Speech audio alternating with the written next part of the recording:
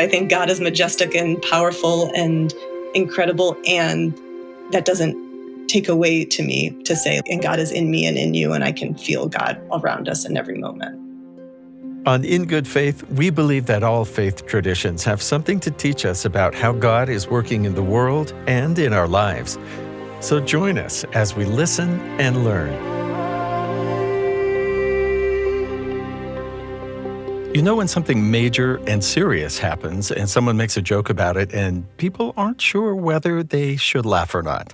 And then the person making the joke says, "Oh, too soon?" And usually, yes, it's too soon. But there is something about art that gives us some distance and lets us talk and think about things that we might not be ready to face yet head on. I remember the bedtime story ritual with my kids in which I first tried to tell the silliest story possible. I got some laughs, but then they were bored. But what really worked was when I made up this endless, continuing story about some mythical children who just happened to be the same ages as my children, and every night would be one more adventure in their lives, facing something difficult.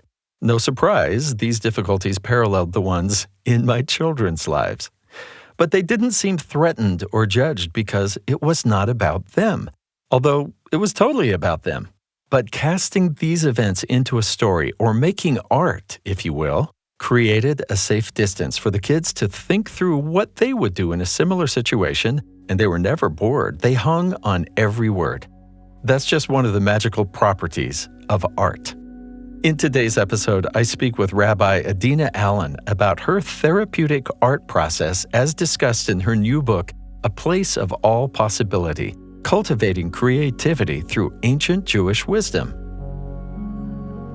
I think that most of us live in a culture where we've been cut off from our creativity, and certainly cut off from art making as something that's available to all of us, regardless of perceived talent or ability. Many of us, at least in the communities that I lead for, I'll ask at the beginning of a workshop, how many people in this room were told in third grade by a well-meaning adult, put down the paintbrush or mouth the words in choir, stand in the back of the dance line because you weren't very good, and almost every single person will raise their hand. And it's interesting just the amount of shame that is laden with that for so many of us, whereas something else we might not be great at, let's say hiking, we'll still take a walk in the woods, or we might not be top chef, but we'll still make a dinner for our family. Yeah. And there's something about art where if we're not quote unquote good at it, or if we've been told by someone that we're not, we never touch that stuff again. And we say, oh, this is for children. It's great for children. We want children to be connected to the arts. And so I guess I'll say both. I think art is powerful in the ways that we know that it creates culture and it shifts ideas about how we see things.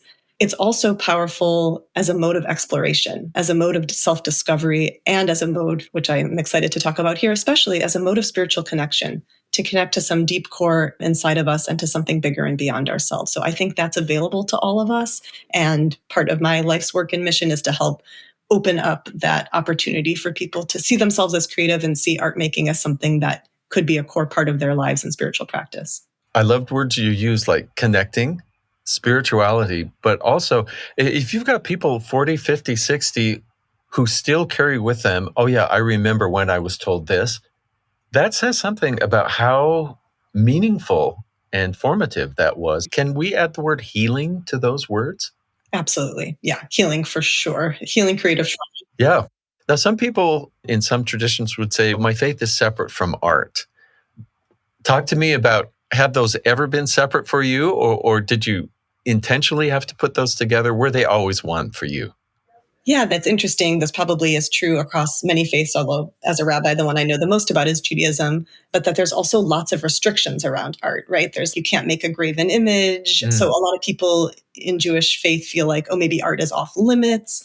And I think that touches in on just like the power and the ability to tap into spirit that art has. I would say, like, for me, I grew up in a Jewish household. My mom is actually a convert. She converted to Judaism before I was born. But Jewish themes and imagery and themes from other religions, including Catholicism, which she was raised as, were really prevalent in her art. And so I was definitely around iconography and images coming through from art practice. I grew up in an art studio, but it was really a spiritual place. I think I can say that looking back on it. It was the place where I felt like I could be fully myself. I could tap into places in myself that weren't maybe permitted in my upwardly mobile suburban neighborhood and life. The studio was a place where you could unpack things, you could be messy, raw, in process, not knowing, exploring deeper, darker, unclear aspects of the self. And so I would say it really was a spiritual place. And I think only later was I able to realize and put that kind of language to it. You have put language to it. In this whole book, A Place of All Possibility, that sounds very positive and open. Cultivating creativity through ancient Jewish wisdom. Can we go there for just a minute? Ancient Jewish wisdom to cultivate creativity. And you say something remarkable in rabbinic interpretations about a great voice spoke and did not speak more, but also a great voice spoke and never ceased. So will you talk to me about those two and how that leads you into creativity? Thank you for bringing that. And I will just say, as a rabbi, and part of my goal and dream in writing this book and writing it now feels like it's probably always a hard time in the world. This feels like a particularly hard time in the world for so many people, both, I think, collectively, globally, but also personally for so many people. And I think that Jewish tradition has something to offer everyone that I hope this book helps make maybe more available to anybody who seeks it or wants it or can find meaning in it. Just like I think any of us can draw meaning from all of the great faith traditions. And Judaism does a really great job in the rabbinic tradition of holding complexity, nuance, and contradiction. There's a longstanding tradition of textual interpretation that goes across the ages, like a page of Talmud. In the middle has a core text and then has a discussion about it, and then has other generations along the margins who are discussing that discussion and giving their interpretations, which often contradict with interpretations in the middle of the page. And so I just love the idea of preserving dissenting opinions, holding multiple viewpoints. And I think that's something we could all really, myself included, want to strengthen as a capacity. And the text that you brought, Kol Gadol V'lo Yasaf, is just a really beautiful and poignant example of that, right? It says, a great voice spoke, and then it's up to interpretation what the last word, Yasaf, means. Does it mean a great voice spoke and then no longer spoke after that? The revelation at Sinai is what it's referring to. This great voice spoke, it gave forth the commandments, the Torah, however you want to understand that, never spoke again. That's it. That's the canon. That's what we have. Or it could also be, with playing with the way vowel punctuation works in Hebrew, it could be read as a great voice spoke and never ceased speaking and is always continually coming forth. And I'll just say one of the things that I find meaningful isn't to collapse into one of those being right or the other. It's actually holding both, that there is this, for me, powerful canon of text that has accrued so much meaning and richness over time that I do hold in a certain way. And I believe God's voice has never stopped speaking, is continuing to speak to this day. And to me, that also says the creative process, the process of creation of the world is ongoing. And how does that happen? It happens through all of us. And so that we're also partners in that ongoing creative work. Which is really interesting. I think an impulse we might have is, well, figure it out. What does it really say? Because I want to know what it really means. But there might be also a delight in the fact that it's slightly ambiguous. And I think that takes a little bit more, actually maybe a little more faith to say, maybe God's okay with that. Maybe he's going, yeah, I can't wait to see what they do with this. And there are rabbinic texts that show exactly that, God being like, my people have usurped me in power and in authority, and now it's no longer in heaven, it's in your hands. There's many texts that speak to that. I think you're right in the way that I think any faith or tradition should help cultivate the qualities of self that are most needed in the world right now. That in that way, I think it helps cultivate a capacity that we really need, right? Like, how do we not collapse into one side or the other? We can see this politically. We can see this in so many ways. And how are we able to say, like, there actually is truth in this, and also there's some truth in that. And also, I'm not very old, but I am now in my 40s. And I will just say, over my short life, seeing for myself, like, there's a time in my life when a certain interpretation was really necessary. As I grew and I had kids and my life changed, I was like, oh, actually, I totally see that other interpretation now. And that's actually what I need to lean on. And so just expanding our capacity to hold, expanding our capacity to appreciate what others might need and are holding. I would love to focus for a minute on a particular experience or feeling that you describe. First, I'd like to just ask you about your own experience with what you call a feeling of flow. because I think I relate to what you're saying here. For me, it's been a past life as a songwriter and writer for stage. And you make a lot of false starts, but you have this feeling that it's out there, just barely out of reach. And if you just keep at it, you're going to grasp onto it. And then mistakes don't seem to matter. You come up with something and say, oh, well, that one's not it. But it's more like you're just brushing the dust and debris away from something you're still absolutely certain is there. Kind of like digging for buried treasure, but you can actually sense the treasure and you're not sure if it's drawing you to it or you're drawing it to you. But you're connected and you just keep trying until suddenly you feel that's it, that's the right thing. When you first start writing, you think, well, that's not good. But when you're in the flow like that, you're just exploring instead of judging yourself. So there aren't mistakes, just explorations. And I'll try and quote you here, a feeling of flow, a sense that I was being supported by something I couldn't touch or see. I have come to call this something God. You talk about drawing the divine into our midst. When did you recognize that, or what was that like for you in art? My mom created a methodology called the open studio process, which is now used all over the world and been adapted to communities across the globe. It's a very simple process. Intention setting, you write down an intention, then you go into art making in an exploratory way, letting yourself be moved by what brings pleasure and really finding that sense of flow that I want to return to answering that part of your question. And then there's a practice of witness writing, which is really writing in response to the piece and the process, anything that came through in a stream of consciousness way. So I grew up with that as just, that's what we did in my house. That was now I understand it as a spiritual practice, but it was just what we did together. Uh-huh. And then I went to rabbinical school where Judaism and rabbinic training is really focused, at least the school I went to, which is why I went there, on intellectual engagement, on a rigorous intellectual engagement with text and translation, interpretive strategies I was describing before and understanding how the ancient rabbis did that and bringing our own voice to that. And I felt very stimulated and excited and moved by the intellectual rigor and the debate and that mode of engagement. And I felt like something was really being left on the table, that if we're only engaging from here up, only a certain part was being engaged. And so something else wasn't being touched, or like the material of the text that I wanted to really drop in and move me, it wasn't doing that.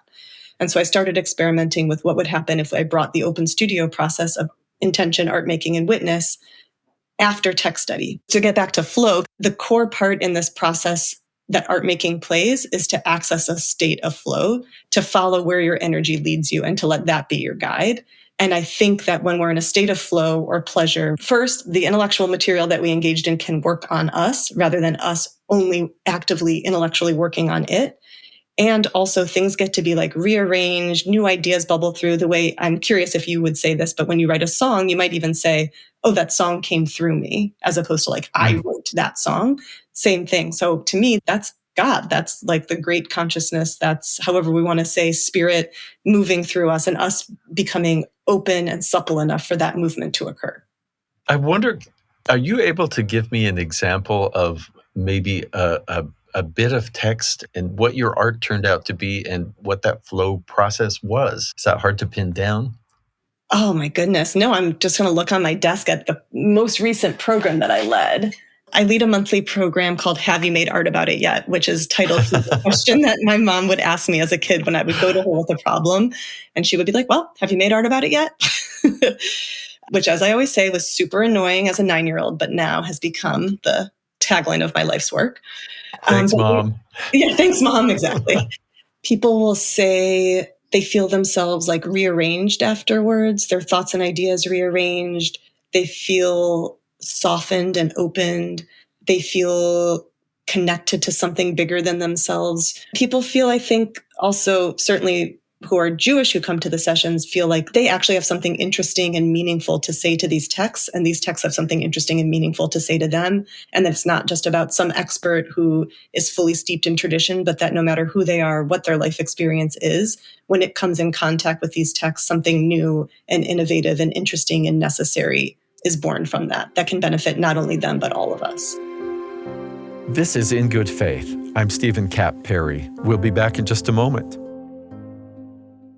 There is power in stories. They inspire us. They help us see ways we might try doing things. And sometimes a story will even tell us not to go down that particular path. And it's nice to learn that from a story or a conversation before you experience it yourself. Hi, Stephen Cap Perry here from the In Good Faith podcast. I love stories because what they teach me about people, about God, about politics, about everything. And I hope you will check out the brand new podcast, Uncomfy, Sticking with Moments That Challenge Us. There is so much to learn from the stories of these guests because they are people who found themselves in an uncomfortable moment. They could have just left the situation, written off the people they disagreed with, but instead they made something beautiful out of it. And you can learn how, and I know you'll like the stories. This is hosted by Julie Rose, the host of Top of Mind. She does a great job, and I know you'll love the guests and their stories. Check out Uncomfy. Welcome back to In Good Faith. Has a book been out long enough that you have started to get responses from people who picked it up and started working through it? Yeah. And I'm excited. It came out in July. It's been an incredible reception, but also I've gotten to learn new things, which makes me feel like it's the right thing to be doing. Like it's generative for me as well. I will say one of the negative, I got a 3-star review on Goodreads, and it was by someone who was not Jewish, who was Christian, who said they felt like I made God too accessible. That God is grand and majestic and he is the almighty, all powerful. And that this book made it feel as though we could touch and feel God in our everyday lives. And that felt, while they really liked the book, that theologically just felt very problematic. And I really appreciate that articulation. And I would say they really got what I was saying. But I think both. I think God is majestic and powerful and incredible. And that doesn't take away to me to say, and God is in me and in you, and I can feel God around us in every moment. Yeah, I can't help but think of Elijah and seeing the storm and the earthquake, but God was not in them. Those were all big and majestic, but then just how quiet God was for Elijah in that moment. And even just that there was food that appeared out of nowhere, and which almost sounds like this remarkable act of creativity just to keep him alive when he'd given up. Totally. Let me ask you about the whole idea. What do you think it means that God made us to be creators like God? Because this theme comes out very strongly. There's lots of Jewish texts in the book, but there's 5 core texts. And the first one is the idea that, as you mentioned earlier, Bereshit bara Elohim, that's how Torah begins. The Hebrew Bible begins with those 3 words. In the beginning, God created. So bara, this word to create, is the first verb to describe God. And then a few verses later, we're told that human beings are made b'tselem Elohim, in the image of God. And so for me, that line that we're made in the image of God, many people know, and that can be taken to support all kinds of beautiful ideas. But one that I find very powerful is that if God, the primary verb of God, the first verb to describe God is to create as creator, and we're made in that image, then we are made in the image of the creative force of the universe. We are all created creative. And that when we are in touch with that place of creativity in ourselves, that's when we're, or at least one of the ways when we are in touch with God, as God moves through us. And going back to the idea of what is flow? What is it when we're open to something just moving through us that we didn't rationally think? To me, that's God. Artists often use words like inspiration. Something comes into us, literally to inspire. The phrase that you just used, that you use in the book, is that we are created creative, which I don't know, you should put a little trademark sign by that and sell bumper stickers. But it's so instructive. And just to hear that, it's but I'd never put those words to that thought before. And that we can feel closer to God in creative moments. Totally. Which is a little encouraging to say, this music, this art, this dance, whatever, is not as frivolous as you might think it is. Sometimes people want to keep their religion and their art very separate. And like you said, there's a dilemma of, do I make an image of God? I'm not supposed to make graven images, but here you are working with something, with shapes, with colors, do you find that people who want to avoid actually portraying God or still find an outlet? Just talk to me about what you see happening. Yeah, absolutely. I mean, in some ways, everything is an image of God, right? We're all images of God. We're just one piece. And again, to that idea we were talking about with the multiple interpretations held on a single page. Another one of my favorite texts, which I write about in the book, that says that God came forth like a picture visible from all angles, we could all see it from where we were, and it looked back on all of us.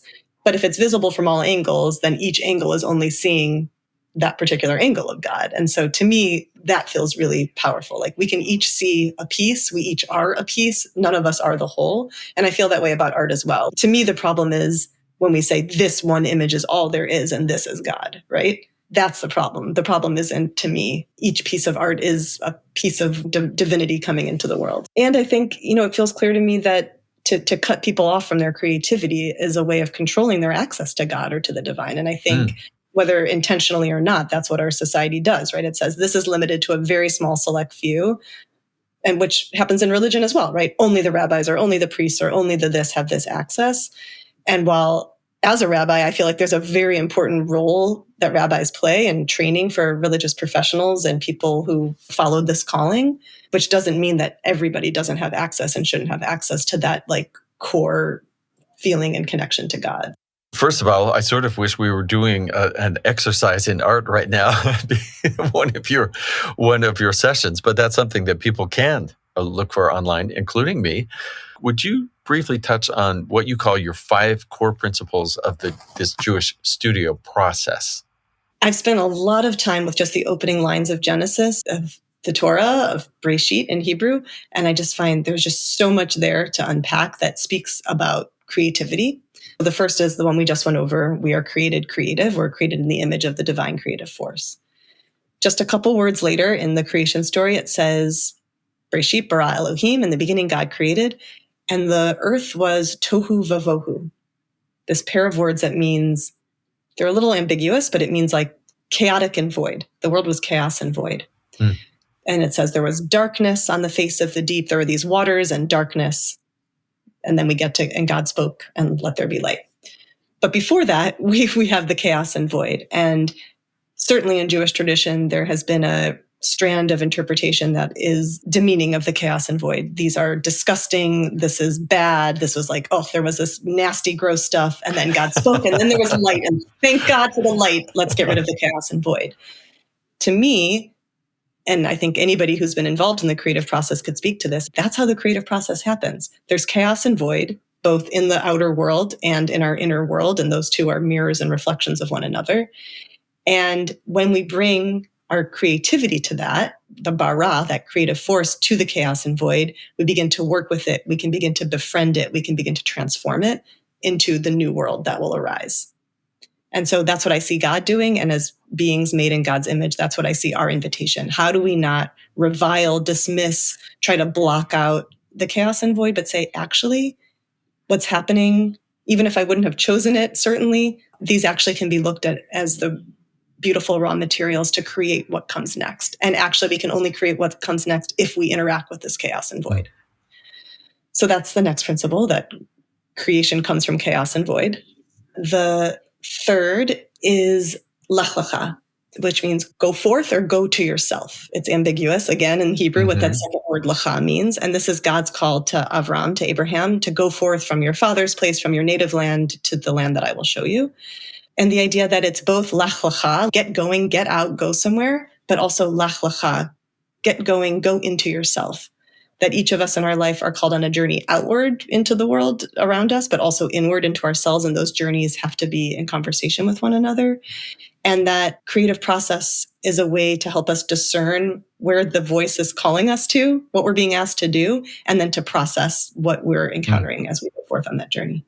The fourth is Ehyeh asher ehyeh, which translates to I will be that which I will be, which is how God self-identifies to Moses at the burning bush when Moses asked God, who should I tell the people is sending me to take them out of Mitzrayim, out of the narrow place? Right. And I think it's really incredible that I would imagine God to say, tell them the God of war is taking them out, or tell them the God, the shield, the sword, the whatever, something powerful and tangible. And instead God says, tell them basically the force of change and transformation is taking them out of the narrow place into the open expanse, so that we can understand one of God's primary identities as change and transformation, and not as something solid and fixed. So God is a creative process, God's self. And the fifth is hafochba, which says, turn it and turn it, for everything is in it. And in its context, that is a line that is said about Torah. We're meant to turn Torah and see it from ever new angles. But I think this is an instruction for all of us in life to develop the capacity to turn it, whatever the it is, the newspaper headline, the person across the table from us, our own self-conception, that creative process and creative practice is a way of cultivating the capacity within ourselves to turn things and see them from ever new angles. That was super concise and gone into a little more depth in your writing. But the whole idea you've talked about inner and outer mirroring each other, and that sometimes I think what's inside, we may not always be able to figure out what it is to get it out. But I think this flow you're talking about and going into art might be a way, or is a way to get what's inner to an outer state in some way. Oh, I love that you said that. That's really powerful. Well, I think I'm quoting you back to you. No, I don't think so. No, I was just looking around at the art around me. I think, especially with visual art, it is a way of taking the inner, bringing it outer, and then you can have a conversation with it. You can build a relationship with it. You can actually see and touch it and get to know it more. And I think that we often feel in this society that the way to understand the inner is just like deeper, harder intellectual rigor. And I just think it now needs to be held alongside intuition, imagination, so our other ways of knowing, and have those strands of who we are and how we know things be more woven together. The last question I was going to ask you, what do you know about God, what you call or think of as God now that you did not when you were the 12-year-old girl with your mom saying, did you make art about it? I think I always knew, and I think we all know as children at a certain point, God in a very deep and profound way. And it takes a going away from that for a certain time, or at least in my own story, and then coming back to it and now having words to be able to explain it and practices to be able to more actively cultivate and access it. But I think I always felt that deep pull and connection, and now I just have more psychological, spiritual language for understanding what that is that I originally felt. Thanks to Rabbi Adina Allen from Jewish Studio Project for speaking with me. This episode was produced by Heather Bigley. Our production team also includes Aaliyah Ebert, Katerina Martinich, Soraya Pearson, and James Sturdivant. Our post-production team includes DJ Cromarty and Mark Hansen. Spread the word about In Good Faith by leaving a comment and subscribing wherever you get your podcasts. In Good Faith is committed to the idea that we all benefit from hearing people of widely varying backgrounds share their personal experience with faith and belief. We think people with such experience deserve some of our best listening. Find us on Twitter, on Facebook, on Instagram. Our YouTube page is youtube.com/in-good-faith. In Good Faith is a production of BYU Radio. I'm Stephen Cap Perry. I hope you join us again soon, right here in Good Faith.